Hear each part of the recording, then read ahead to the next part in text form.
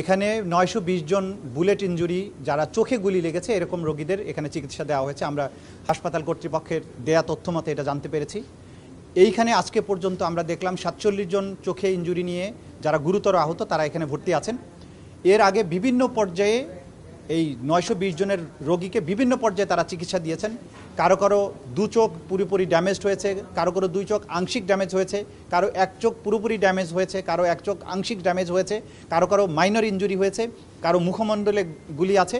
তবে 100% এখানে যে সমস্ত রোগী এসেছেন যাদের চোখে গুলি লেগেছে সবারই গানশট ইনজুরি বলে এখানে তারা আমাদেরকে নিশ্চিত করেছেন। শরীরের মধ্যে অসংখ্য গুলি আছে, সেগুলো আছে যেটা চোখের সাথে হয়তো রিলেটেড না। আমরা তাদেরকে আজকে এখানে দেখলাম এবং এখানে যারা বিশেষজ্ঞ ডক্টর সহ যারা অন্যান্য ডাক্তার নার্স আছেন তাদের মাধ্যমে আমরা এই তথ্যগুলো জেনেছি। এবং তারা যেটা বলছেন যে প্রথম দিকে যারা গুলিবিদ্ধ এখানে চিকিৎসার জন্য এসেছেন তারা কিন্তু ভয়ে, পুলিশের ভয়ে তাদের নাম ঠিকানা বলতে চাননি, দ্রুততম সময়ে এখানে চিকিৎসা নিয়ে চলে যাওয়ার চেষ্টা করেছেন। যাদেরকে ভর্তি করা দরকার ছিল, থাকতে বলা হয়েছে, তারা সেটা থাকতে চাননি, কারণ তারা আশঙ্কা করেছেন পুলিশ হয়তো তাদেরকে ধরে নিয়ে যাবে। একটা ছেলের সাথে তথ্য আমরা জানি যে তাকে একবার গুলিবিদ্ধ হয়ে চিকিৎসা নিয়ে ফেরত যেয়ে আবার যখন সে দ্বিতীয় দফায় ফলো আপে আসছিল রাস্তা থেকে পুলিশ তাকে ধরে নিয়ে গিয়ে, একটা বাচ্চা ছেলে, তাকে 12 দিনের রিমান্ডে নিয়ে তাকে রাখা হয়। পরবর্তীতে স্বাধীনতার পরে সে আবার নতুন করে জেল থেকে বের হয়। এবং আজকে বেদনাদায়ক অনেকগুলো স্টোরি, আমরা প্রত্যেকের জন্য এক একটা বেদনাদায়ক স্টোরি আমরা শুনেছি। পারভিন নামে একজন ভদ্রমহিলা এখানে চিকিৎসাধীন আছেন এক চোখে গুলিবিদ্ধ হয়ে। তিনি যাত্রাবাড়ি এলাকাতে ছিলেন, সেখানে তার বাসা ছিল। বাসার থেকে বের হয়ে তিনি যাচ্ছিলেন, সেখানে ব্রিজের নিচে বা যেটা কি বলে ফ্লাইওভারের নিচে অসংখ্য গুলিবিদ্ধ ছেলে পড়েছিল। একটা ছেলে তাকে ইশারা দেয় যে আমি গুলিবিদ্ধ নড়তে পারছি না, আমাকে একটু ধরে সরান এখান থেকে। তো তাকে সে বুকে জড়িয়ে কোলে করে নিয়ে সরার চেষ্টা করেন। ওই ছেলেটাকে কোলে নেওয়ার পরে সেই ছেলেটা ইউনিফর্ম পরা ছিল, গলায় একটা আইডি কার্ড ছিল।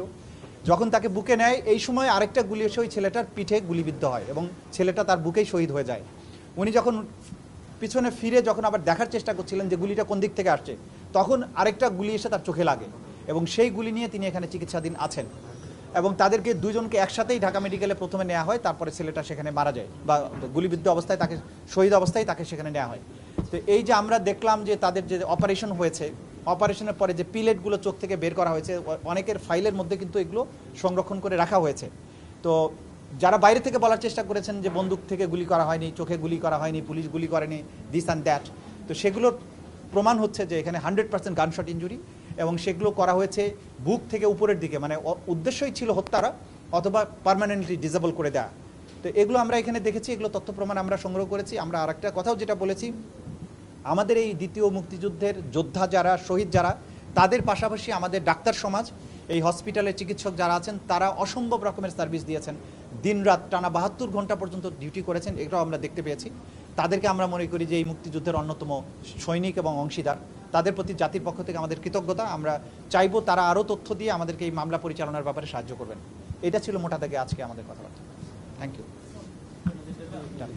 জি, ট্রাইব্যুনাল গঠনের সাথে তদন্তের কোনো সমস্যা নেই। তদন্ত তার নিজস্ব প্রক্রিয়াতে চলছে, এটা অব্যাহত থাকবে।